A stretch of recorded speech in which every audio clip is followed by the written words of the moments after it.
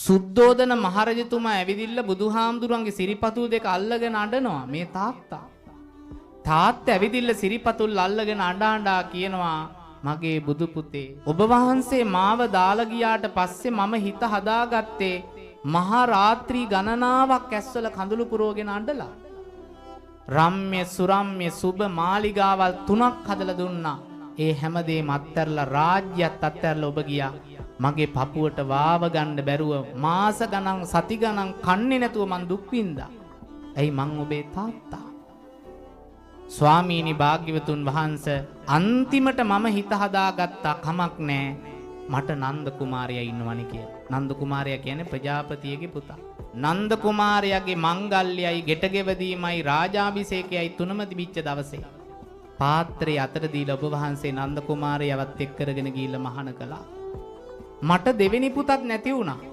මගේ මේ ලය පැලෙන්න ආවා. ඒත් මම හිත හදාගත්ත කමක් නෑ පුංචි රාහුල කුමාරයා මට ඉන්නවනේ කියලා.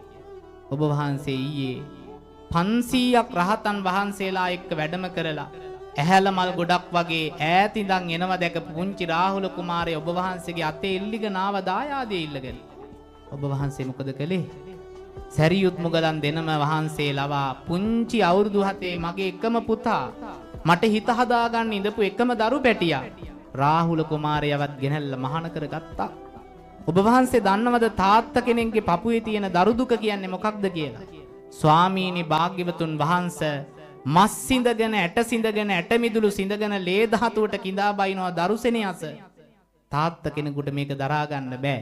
මින් මතු මේ සංසාරේ ඔබ වහන්සේගේ ශාසනයේ පැවිදිරුවක් ඇති කර ගන්නව නම් බුදුහාමුදුරනේ අම්මා තාත්තගේ කැමැත්ත නැතුව නම් කුලදරුවෙක් සසුන්ගත කරන්න එපා කියලා බුදුහාමුදුරන්ගේ කකුල් දෙක අල්ලලා තාත්තා ඉල්ලුවා.